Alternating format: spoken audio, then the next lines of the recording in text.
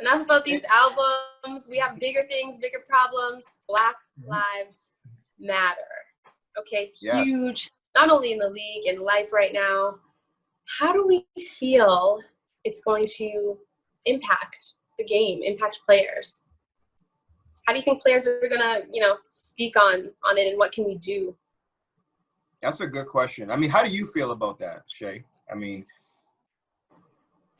a part of me was like, I think we should hold off, for this season and focus on the bigger matters.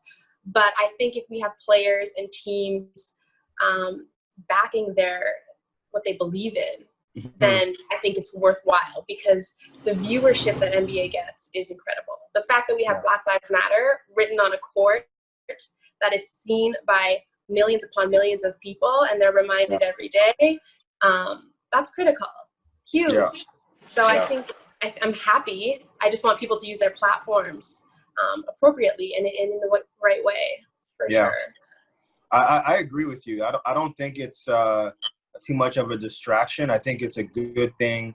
I know a lot of, obviously, with Kyrie Irving making his comments about just, canceling, the NBA for this season and focusing on what, the civil matters that matter. But that's easy for Kyrie to say because he ain't playing, so he's making these comments, and no shade to Kyrie. I think what he's trying to say is a good thing, but it's different when you're speaking from a place where you're injured and you can't do anything for your team right now. So it's easy to speak like that.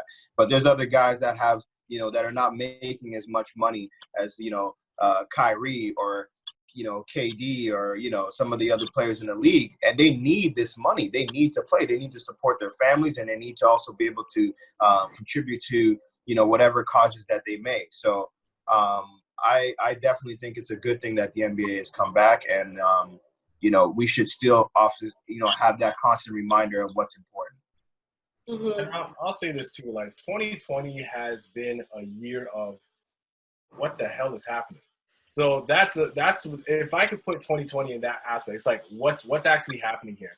So the fact that the NBA players are able to get back on, it does give a little bit of like a fresh air, like, okay, something positive. But even while you're doing something positive, you could still send out a message as well. So even with this whole the whole Black Lives Matters thing, the fact that the NBA is using the platform to be like, hey, we're still playing games, we're still doing this, but at the same time, we still want the message to be heard. We still want to get the message across. And I feel like with the NBA now returning, everybody is so excited to see it, because we've had a lot of negatives in 2020.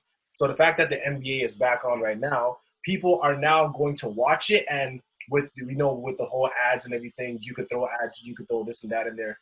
Everyone's eyes is glued onto this. So this would be the best time to share that message as well. Like, hey, just Black Lives Matter. And the whole Black Lives Matters thing, the whole gist of it is, just respect our lives. Respect our lives, respect us as human beings, and, just treat us equally. That's pretty much the whole basis of what this whole thing is. Like, hey man, just treat us, oh my word. Just treat us well. And that's pretty much the main aspect of it. Just treat us the same. Yeah. I'll add this. Just want to say, Shay, Kay, and Ray, I agree with everything you guys are saying. We support you guys 100%, whatever you need at any time. One thing that you did say, Ray, in regards to Kyrie, I'll just add to that point.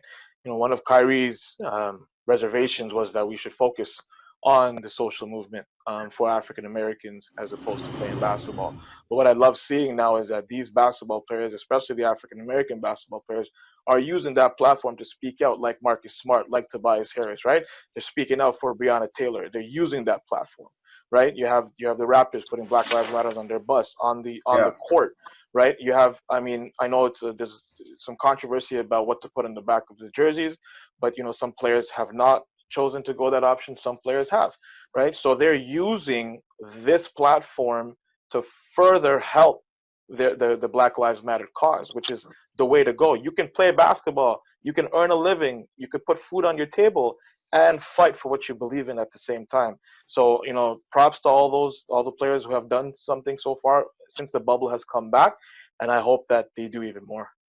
I'll say quickly. I think you know, there's been this debate, especially among sports fans, whether sports is a distraction or it can be used as a platform. And I think more important than ever, it's important right now to use sports as a platform, because you look at the people that kind of came before us in a sense. Colin Kaepernick, Mahmoud Abdul Rauf. Nobody really remembers him in sitting for the national anthem in the '90s, right? Then you got Muhammad Ali. You have Kareem Abdul-Jabbar, Bill Russell, Jackie Robinson. All of these guys have paved the way to say that no, sports is actually a platform. You're supposed to use it to talk about politics. A lot of people say shut up and dribble. Don't bring sports and politics into one another. I actually think it's really important to blend those two things together because of how big of a platform sports can be. And if all these people are using it as a distraction, let us use it as a platform so they know they can't go anywhere without seeing this. I think that's the most important part for me. And just to add on to what AJ said, of course, we support everything in terms of the Black Lives Matter movement.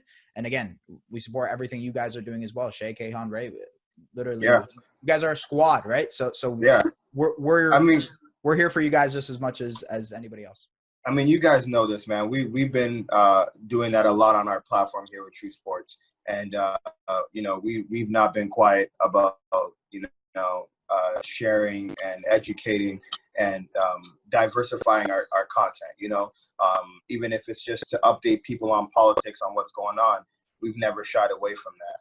So, just to add to what Shea mentioned, and it's just a responsibility that we have to educate, you know, our friends, our families, and the people around us, our neighbors, you know, so that they're more informed and we can make it better. Will it completely eradicate racism? No, it's not just going to stop. It's not going to disappear. There's going to be more things that are going to happen, you know, but at least, you know, the Black Lives Matter movement really allowed a massive, you know, opportunity for exposure and for more people to be aware, because now more people are aware and they understand what's going on. It's going to be really hard next year to say that you didn't know, you know. So and to add to S's point very quickly, guys. Sorry. You know what S was saying about back then with Kareem Abdul-Jabbar, Jackie Robinson, Muhammad Ali. They used sports as a platform back then, but in this age where social media, it's even grown exponentially, like absolutely 100 times more.